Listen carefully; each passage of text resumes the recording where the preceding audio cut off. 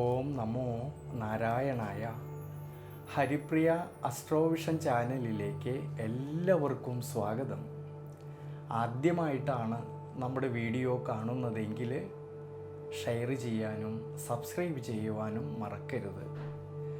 കൂടാതെ ജാതക സംബന്ധമായിട്ട് എന്തെങ്കിലും സംശയം തോന്നുന്ന പക്ഷം എൻ്റെ ഈ വാട്സപ്പ് നമ്പറിൽ ബന്ധപ്പെട്ടോളൂ. ഞാനിവിടെ പറയുന്നത് ഭരണി നക്ഷത്രത്തിൽ ജനിച്ചവരുടെ മാർച്ച് മാസത്തെ ഗുണദോഷ ഫലങ്ങളെക്കുറിച്ചാണ്.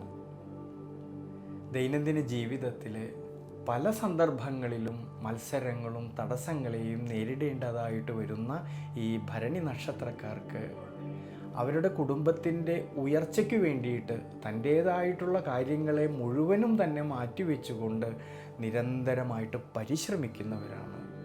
ഈ ഭരണി നക്ഷത്രക്കാർക്ക് ഈ മാർച്ച് മാസത്തിൽ വളരെയധികം ശ്രദ്ധയോടു കൂടിയിട്ടും ഈശ്വരാനുഗ്രഹത്തോടു കൂടിയിട്ടും മുന്നോട്ട് പോകേണ്ടുന്നതായിട്ടുള്ളൊരു സമയമാണ്.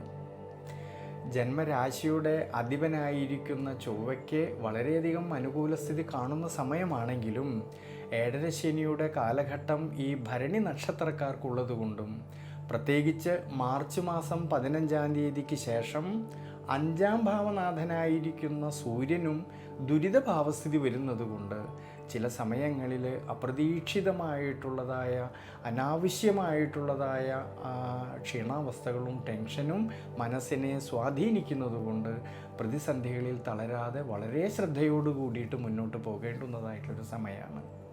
ഈ ഒരു സമയങ്ങളിൽ പ്രത്യേകിച്ച് മാനസികമായിട്ടുള്ള സമ്മർദ്ദങ്ങൾ വരാതെ നോക്കണം. കർമ്മപരമായിട്ടും തൊഴിൽപരമായിട്ടും വളരെയധികം ശ്രദ്ധ വേണ്ടുന്നതായിട്ടുള്ളൊരു സമയമാണ്.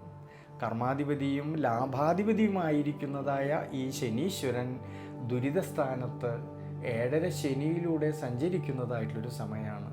കൂടാതെ നിവൃത്തിനാഥനായിരിക്കുന്ന ശുക്രനും ദുരിതഭാവസ്ഥിതി വരുന്നതുകൊണ്ട് തൊഴിൽപരമായിട്ടും കർമ്മപരമായിട്ടും വളരെയധികം ശ്രദ്ധയോടുകൂടി വളരെയധികം ദീർഘവീക്ഷണത്തോടു കൂടിയിട്ട് മുന്നോട്ട് പോകണം.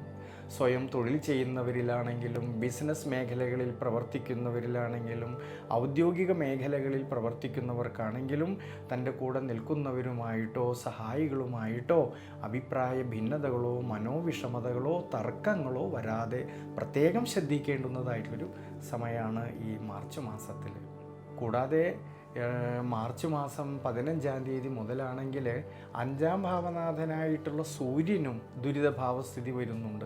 അതുകൊണ്ട് മാർച്ച് 15-ന് ശേഷമുള്ള സമയങ്ങളിൽ കർമ്മസംബന്ധമായിട്ട് പുതിയ തീരുമാനങ്ങൾ എടുത്ത് പ്രവർത്തിക്കുമ്പോൾ വളരെയധികം ശ്രദ്ധിക്കണം. ഈ മാർച്ച് മാസത്തിൽ ധനപരമായിട്ട് ധാരാളമായിട്ടുള്ള നേട്ടങ്ങളും അഭിവൃദ്ധിയും മനസ്സന്തോഷവും എല്ലാം കാണുന്നുണ്ട്. എന്നാലോ ലാഭാധിപനായിരിക്കുന്ന ശനീശ്വരൻ 12-ാം ഭാവമായിട്ടുള്ള വ്യയസ്ഥാനത്ത് 7.5 ശനിയിലൂടെ സഞ്ചരിക്കുന്നത് കൊണ്ട് അപ്രതീക്ഷിതമായിട്ടുള്ള ചിലവ് വർധനവിനും സാധ്യത കാണുന്നുണ്ട് ഈ ഒരു സമയങ്ങളിൽ. അതുകൊണ്ട് സാമ്പത്തിക സ്ഥിതിയിൽ ചാഞ്ചാട്ടം വരാതെ വളരെയധികം ശ്രദ്ധിക്കേണ്ടുന്നതായിട്ടൊരു സമയം കൂടിയാണ്. ഭാര്യാഭർത്തൃ ബന്ധങ്ങളിലാണെങ്കിലും കുടുംബത്തിലാണെങ്കിലും കുടുംബ ബന്ധങ്ങളിലെല്ലാം തന്നെ അഭിപ്രായ ഭിന്നതകൾ മനോവിഷമതകൾ വരാതെ ശ്രദ്ധിക്കണം. കുടുംബത്തിൽ ചെയ്തു തീർക്കേണ്ടിയിരുന്നതായിട്ടുള്ള പല കാര്യങ്ങളിലും അലസതകളും ക്ഷീണാവസ്ഥകളും വരാതെ ശ്രദ്ധിക്കണം. ഇനി വിദ്യാർത്ഥികൾക്കാണെങ്കിൽ വളരെ അനുകൂലമായിട്ടുള്ളൊരു സമയമാണ്.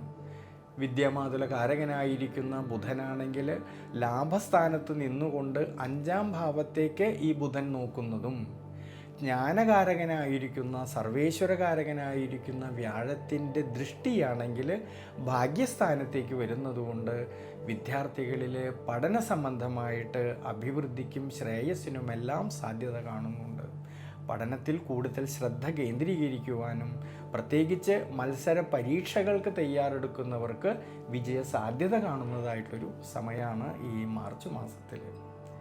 പക്ഷേ ശ്രദ്ധിക്കേണ്ടുന്നതായിട്ടുള്ളൊരു കാര്യം മാർച്ച് മാസം 15-ാം തീയതിക്ക് ശേഷമുള്ള സമയങ്ങളിൽ 5-ാം ഭാവനാഥനായിരിക്കുന്ന സൂര്യന് ദുരിതഭാവസ്ഥിതി വരുന്നതുകൊണ്ടും 5-ാം ഭാവത്തിലാണെങ്കിലോ കേതുവിൻ്റെ സാന്നിധ്യം നിലനിൽക്കുന്നതുകൊണ്ട് മാർച്ച് 15-ന് ശേഷം പഠന സംബന്ധമായിട്ട് പുതിയ തീരുമാനങ്ങൾ എടുത്ത് പ്രവർത്തിക്കുമ്പോൾ നല്ലവണ്ണം ശ്രദ്ധിക്കണം.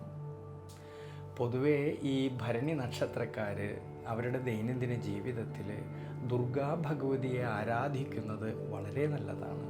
ഭഗവതിക്ക് വിശേഷിച്ച് വഴിപാടുകൾ ചെയ്യുന്നതും കുങ്കുമാർച്ചനകൾ ചെയ്യുന്നതും ഭാഗ്യസൂക്തം അർച്ചന ചെയ്യുന്നതും എല്ലാം വളരെ വളരെ ഗുണം ചെയ്യും.